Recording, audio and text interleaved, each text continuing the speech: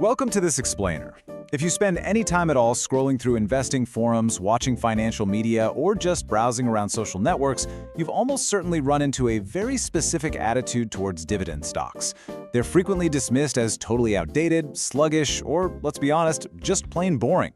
People absolutely love to chase the next big trend, and in doing so, they often just brush off the quiet, consistent power of dividend investing. Well, today we're going to challenge that narrative. Okay, let's dive right into this. You've probably heard the classic critiques, right? Stuff like, dividend stocks are only for retirees, or you'll literally never get rich investing in dividend stocks, or maybe even dividends don't matter because the stock price just drops anyway. It's a massive misconception that this strategy is only for folks who have already stopped working. We're going to unpack exactly why that assumption is fundamentally flawed. But here's the reality.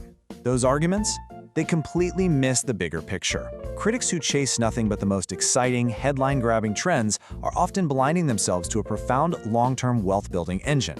Today we're going to explore why so many people totally misunderstand these assets, what dividends actually do for your portfolio over the long haul, and why some of the absolute greatest investors in the world continue to value businesses that consistently return cash to their shareholders. So, let's tackle myth number 1. Dividend stocks don't grow. When a lot of folks hear the word dividends, they instantly picture these slow-moving utility companies or incredibly mature businesses that have zero future potential left. And sure, while some dividend-paying companies absolutely fit that mature profile, that is only a fraction of the story. Plenty of outstanding growth companies also pay dividends. Think about these massive businesses generating literally billions of dollars in cash every single year. Eventually, they reach a point where they simply don't need to reinvest every single dollar back into basic expansion. They can reinvest in innovation, increase their market share, and reward shareholders, all at the exact same time. Growth and dividends are not opposites. A truly strong business can grow its earnings for decades while steadily increasing its dividend. Moving on to reality number 2. Dividends are real cash. Look, stock prices move every single second. They jump up on a rumor, they tank when investors panic. The market can be wildly optimistic on a Monday and deeply pessimistic by Friday. But dividends are different.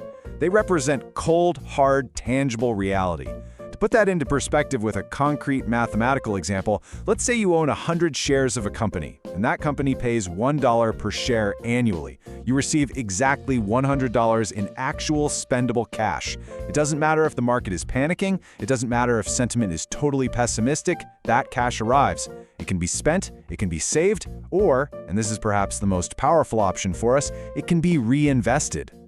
And this brings us to the sheer power of reinvesting that cash. You know, Albert Einstein is famously credited with calling compound interest the eighth wonder of the world. Now, historians definitely love to debate whether he actually said those exact words, but honestly, regardless of where the quote came from, the mathematical principle it describes is absolutely real and totally undeniable. We like to call this compounding cycle the snowball effect. It's basically a 3-step engine. Step 1, your great company pays you a dividend. Step 2, instead of spending it, you use it to buy more shares. Step 3, those new additional shares generate even more dividends, which buy even more shares. Now, in the beginning, progress feels incredibly slow. But after 20 or 30 years, this cycle starts generating returns on your previous returns, and the growth becomes truly extraordinary. Section 3. Surviving volatile markets. Now, investing is rarely a perfectly smooth ride. And honestly, one of the toughest parts isn't even finding great companies. It's controlling your own emotions. When markets crash, panic sets in, and so many people sell at exactly the wrong time. But dividend investors, they often experience these downturns differently. Think of this as a psychological superpower. During a nasty bear market, receiving consistent, regular cash payments serves as a very real reminder that the underlying business is still turning a profit.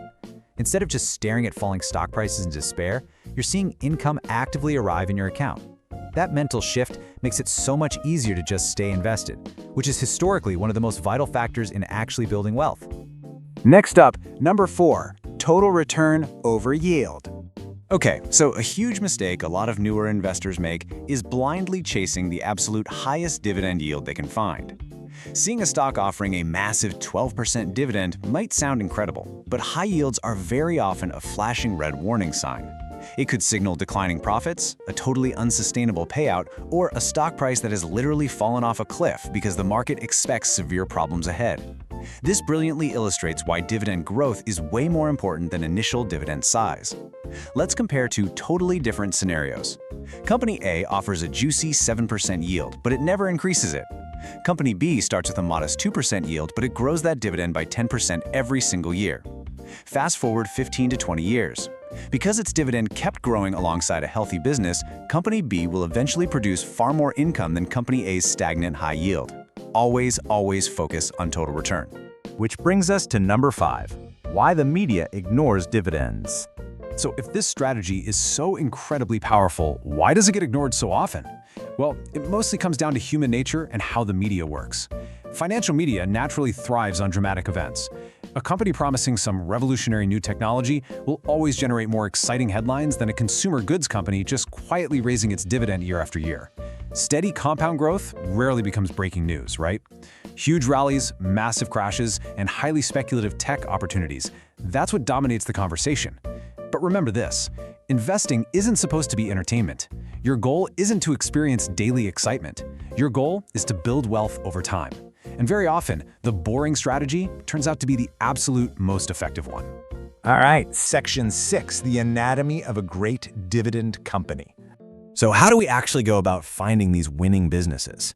Because let me be clear, not every dividend stock deserves your hard-earned money. You really have to do the research. The best dividend businesses usually share several highly specific fundamental characteristics that ensure they can weather economic storms and actually continue paying you. First off, reliable cash flow. Without cash, dividends are literally impossible to sustain. Second, reasonable payout ratios. They can't distribute all their earnings, or there's absolutely no room for unexpected challenges. Third, durable competitive advantages. Think strong brands, global distribution networks, or crucial patents. And finally, disciplined management teams that perfectly balance rewarding shareholders with investing in the future. That is a truly powerful combination for long-term survival. Number 7, the absolute importance of diversification. Once you've actually found these stellar companies, you've got to avoid a classic beginner's trap, dumping all your money into just one sector. Some investors buy nothing but utilities or only energy companies, and they completely expose themselves to immense, unnecessary risk if that specific industry faces headwinds. By spreading your investments across healthcare, financials, technology, consumer staples, and utilities, you are building an income-producing portfolio designed to last for decades. Diversification is your shield. It protects your overall income stream even if one specific industry experiences some temporary difficulties. And finally, number 8, the youth advantage.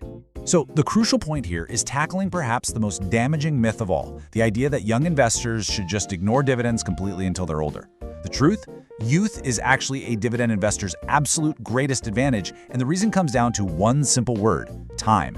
When you stretch this compounding process out over decades, the results are wild. At 10 years, the cycle is just beginning to show its strength. By 20 years, the snowball has grown significantly. By 30 years, the compounding is just extraordinary. A 25-year-old who reinvests dividends is building a massive, wealth-generating engine long before retirement. You do not have to wait until you are 65 to appreciate this strategy. Starting early is often the smartest move you can possibly make. And listen, you really don't have to choose between strictly growth or strictly dividends. That's a totally false choice. The most successful portfolios align with your specific financial goals and risk tolerance by combining both. Some companies in your portfolio can deliver rapid growth, while others provide that stable, reliable income. Balance almost always beats extremes. To wrap this explainer up, the real superpower of dividend investing comes from simply owning outstanding businesses and letting time do the heavy lifting. Building wealth is a marathon of quiet accumulation. It is definitely not an overnight sprint. So I want to leave you with a question to think about. Which dividend company do you believe has the strongest long-term potential? Keep learning, keep researching, and thank you so much for joining me for this explainer.